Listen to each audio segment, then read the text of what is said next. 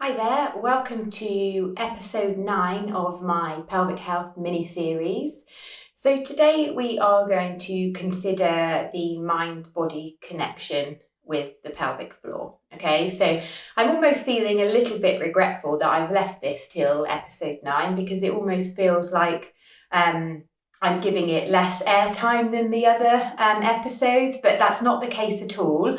I think the reason that it's sort of come to the end of the mini-series is that if I'm being completely honest, it's an area that I don't fully understand. So I've been doing a lot more research, and I think that's kind of what's led it to being at the end of the series. But as a lot of you know, I'm a hypnobirthing teacher, and I've got a real strong belief in the power of the mind and the body and how things are connected. And I think the pelvic floor needs to be considered amongst all those things that we connect with the mind and body. So I think with mind-body connection, it can be quite simple or it can be very deep rooted. So with regards to your pelvic symptoms, by saying that there's a connection to your mind and your brain is not saying that the symptoms you are experiencing are not real and they're not valid. Absolutely not at all.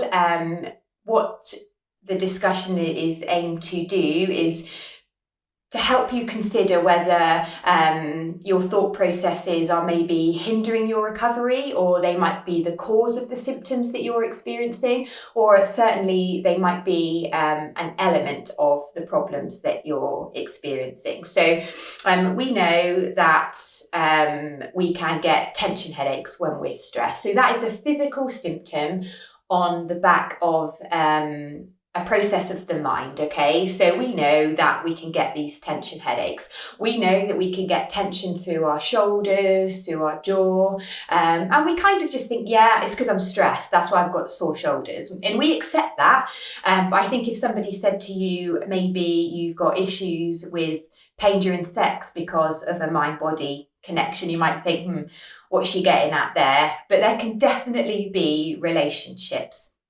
So as with the aim of all of the episodes in the series, I'm hoping that I'm just drawing awareness to this to you. So let's just look at potentially a simplified situation.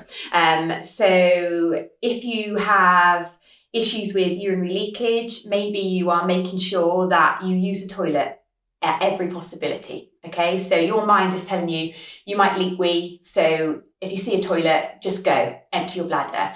And that overaction of the mind telling you you won't be able to hold on, making you use a toilet, go for a wee at every opportunity is meaning that you are overactivating the pelvic floor. So that is something that could be almost worsening your symptoms or certainly not helping you in your recovery. There could be much more deep-seated causes for some of your pelvic health symptoms. So pain during sex, for example, if you can't get to the bottom of the cause of it, it could be on the back of birth trauma, having given birth, maybe you had a very instrumental birth or a very traumatic birth, or it might be something that happened to you in your younger years. Maybe you had to have a lot of gynecological treatment, that kind of thing. There can be quite deep-seated reasons that we might be experiencing pain during sex, pelvic pain, and seeing some of the symptoms of pelvic dysfunction that we've talked about before.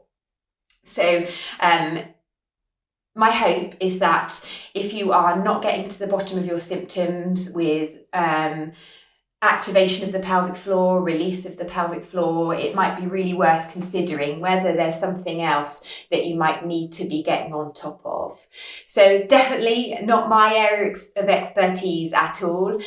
Something to talk to your GP about, but I think if you feel that there might be more to it and that you want some more support with your symptoms, it's finding somebody who can work with you with this mind-body kind of connection. So it might be having counselling, that kind of thing. But it might be a sort of a physiotherapist who has sort of deviated away from the norm, the real physical, and is considering a more all-round holistic approach. And when I was doing my research locally to me, I came across a lady called Lois Bickerton, and she has launched the Womankind method, and I did a little bit of CPD with her, and yeah, it's mind-blowing really, just considering this really strong mind-body relationship with this area of the body. Something I could encourage you to do is to consider mindfulness, looking at guided relaxation. There's a few on my channel, particularly nice ones for busy parents, and considering breath work as well. So we often don't slow down. We often carry tension in our abs, in our pelvic floor all the time throughout our busy lives. And I think just taking time to breathe very deeply, learning to really expand through the lungs, open through the diaphragm, release the pelvic floor, can absolutely work wonders in helping you to draw connection with this area of the body. So yeah, so this episode at the end of the series, and it's probably very apparent that my knowledge in this area is minimal, but I encourage you to explore it. Do you know you've got any skeletons there that you might need to deal with? It could be slowing up your recovery of your pelvic floor. And it might be that it's nothing to do with your pelvic floor. This is just highlighted to you that there could be a mind-body connection with other chronic pain or something that you're experiencing. I think it's often something that's put to one side because it's not tangible, it's not physical, you can't see it on an x-ray, you can't see it on an MRI, you can't do a vaginal examination and consider the mind's role on the pelvic floor. It's more deep-seated. We've got to do a little bit more talking, a little bit more consideration. So I'm putting it there for you on a plate for you to go away and have a think. I'm sort of encouraging people to be the scientists of their own body, and just give yourself the time to get to know your symptoms and what may be causing those. I hope you've enjoyed the video and it might have just made you think a little bit.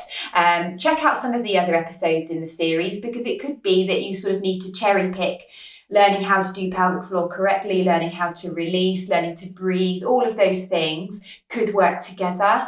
So yeah, if you enjoyed the video, please like, please share. If you know somebody who's suffering, just maybe encourage them to have a look at this one.